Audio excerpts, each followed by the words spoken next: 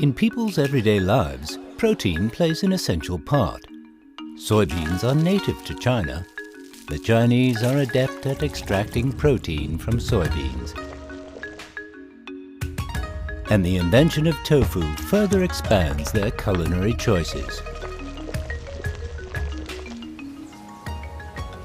In Europe, the transformation of milk to cheese provides people with greater nutrition and richer flavors.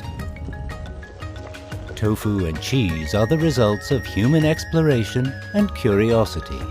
Two different approaches, but with the same aim.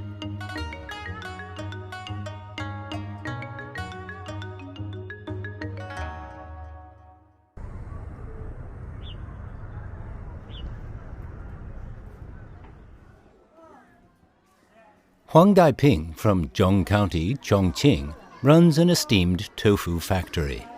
During the harvest season, his prime concern is the quality of the beans. 这个大的还是可以，保质很好。这个大的可以保卖。这个蛋白质含量比较高，能够达到45%到48%。这个来做豆腐是最合适的、最好的噻。Located in southwestern China, Chongqing's Zhong County enjoys warm winters and hot and wet summers, which are ideal for cultivating soybeans. Historically, tofu was dubbed the meat of the fields. Today, soy-based food is the only viable alternative to animal-based proteins on the market. The first step in making tofu is to soak the soybeans. Once soaked and blended with water, the soy milk will be boiled once the residue has been filtered out. 第3道就是我们的分离点卤。 Adding salt coagulants to the boiled soy milk helps the protein and calcium to combine into solid curds. Tofu blocks start to appear. Once the water has been squeezed out, the fresh tofu is ready to serve.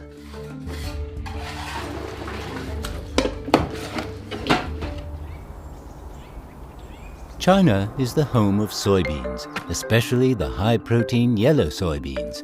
As early as the Western Han Dynasty, 1900 years ago, Chinese people were making tofu out of beans. Nowadays, tofu is widely made by people all over China. The invention of tofu has significantly increased the people's intake of protein.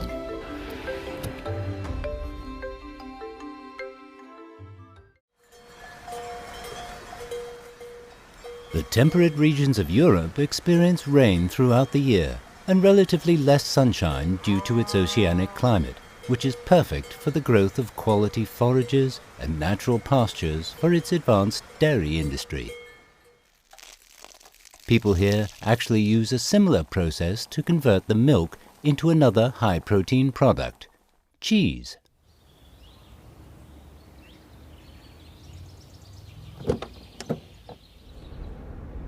Faraz is a cheese enthusiast. 25 years ago, he visited Dali for the first time. Now he's running a cheese factory here. From time to time, he visits local dairy farmers for quality control.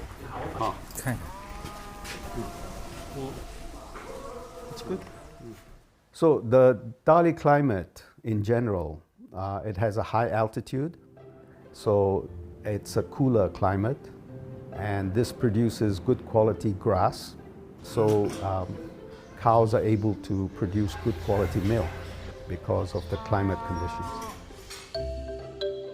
The Bai people in Dali are good at converting milk into milk fan, which has a soft and subtle milky taste after it's been air-dried. We also realized that there is the Yunnan Rubing Nailao and the Rushang. So these are two local kinds of cheeses that local people enjoy, and we wanted to introduce Western style cheeses also to the local population.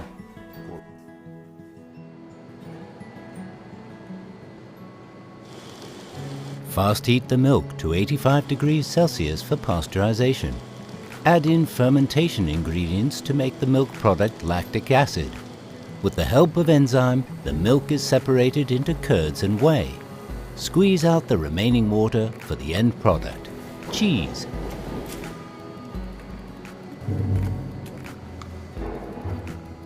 With every good thing, you need to have a lot of patience.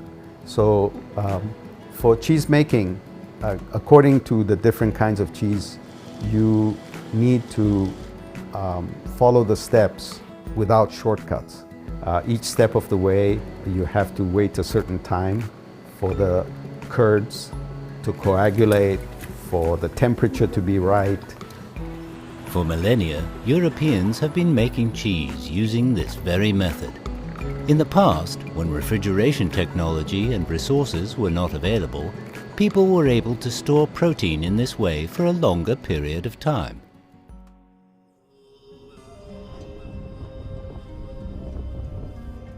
Even further back, Chinese nomads had already mastered the skill of fermenting. Tao Gao, an intangible inheritor of Cha Gan Yi Di, a dairy product in Inner Mongolia, has been making milk tofu for more than 30 years. This is a dairy production technique that has been passed down over the generations. People living on the grasslands can't live without milk tea and milk tofu for their vitamins and minerals, for vegetables and fruits are not easily accessible.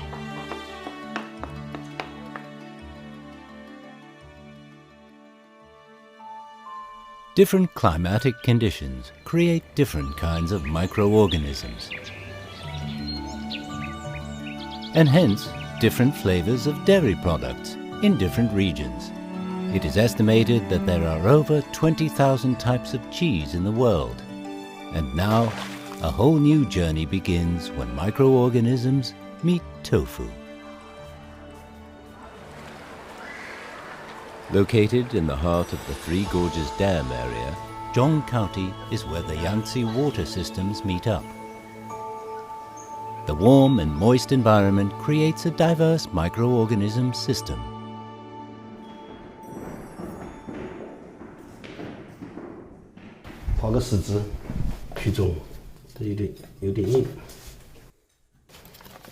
In this sealed jar, here is soil from Zhong County dating back 200 years that perfectly stores the original microbes.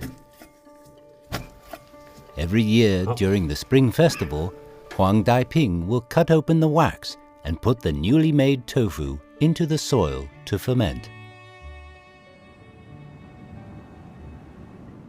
在历史上，我们家家户户都会做这个中浙服务。现在我们使用的这个配方，就是经过1000多年传承下来的。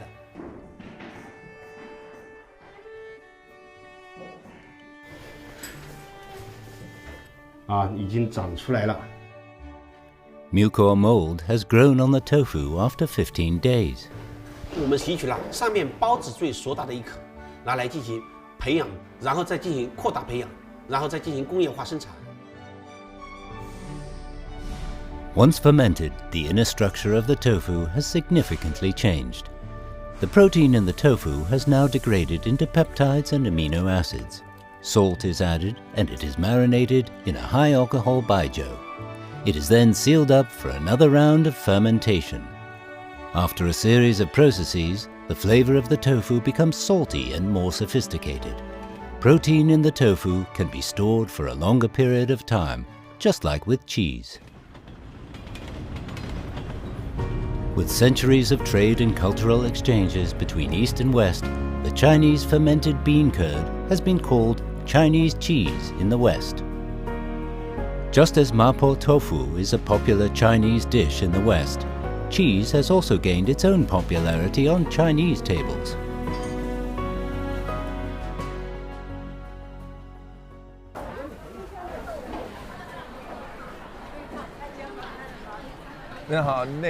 This is 嫩豆腐吗？要是做麻婆豆腐，那个是最适合。这个是吧？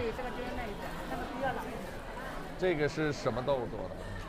黄豆是吧？ Sasha from Germany has been living in China for 16 years. Working in the catering industry, Sasha has a huge interest in tofu. 来一个。很喜欢豆腐，比如说麻婆豆腐或者凉拌豆腐都很好吃的。今天正好是元宵，然后约了几个朋友，然后给他们做一个麻婆豆腐。 Similar to cheese, tofu is popular in Europe for its low fat, low calories, low cholesterol, and rich dietary fiber. 现在很多在德国就是变得特别普遍，是用豆腐做成就是特别传统的一些德国的菜，譬如说有很多豆腐肠，在德国所有的那些肉的东西都有一个豆腐的版本。 For a cooking enthusiast like Sasha, his understanding of tofu is just like that of a professional Chinese chef. 它跟什么都能搭，就是在汤里面煎的、炒的、炸的都可以，基本上是一片空白。我想填什么，我就可以加什么东西。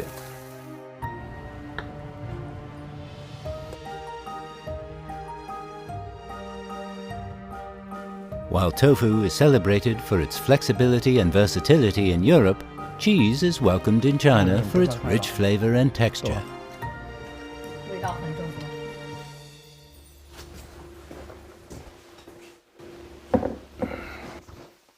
Liu Yang from Hebei province owns a cheese factory in Beijing. First thing every morning, he checks on his cheese.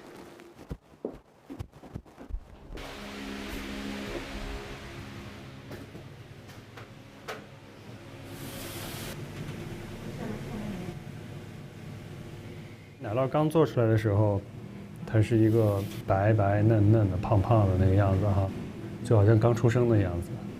然后再过了一段时间呢，它就开始发酵，长出毛发，然后这个时候呢，它就开始有味道了。它后期它的熟成会变得味道逐渐的变重，表面的这些微生物啊、霉菌啊，它们也有一个衰老的过程，真的是像人的一个生命周期一样。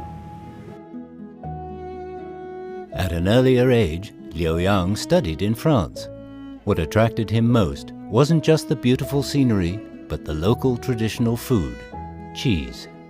就是奶酪在全世界有2万种以上，然后在法国这一个国家呢，就有超过1000多种奶酪。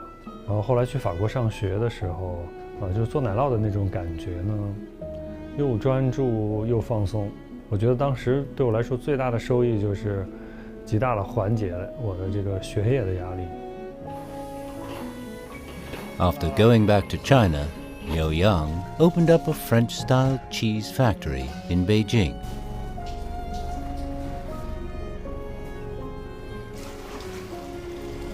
Using traditional French production techniques to produce handmade cheese. 因为奶酪这个东西，它是这个地方的温度、湿度、气候。 水土的一个综合因素的一个体现。后边我们做了一些非常中国元素的奶酪，比如说女儿红奶酪、陈皮奶酪、北京蓝纹奶酪。Cheese has taken root in China, developing a unique Chinese flavor and attracting Chinese taste buds that are willing to try out new things. 里边成熟度100%。这个模糊的清香味儿，进口，特别浓郁。 坚果的味道，森林泥土土壤的那种味道。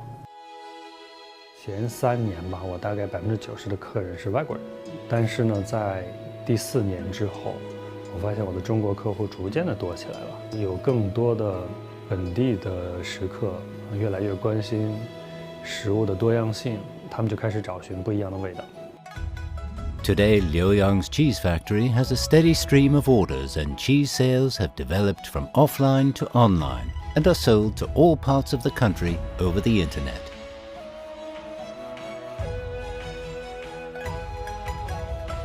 From north to south and east to west, people have toiled for protein. By following nature, we have gained inspiration for food preservation. The meeting of tofu and cheese is an epitome of humanity. We are all different, yet so similar.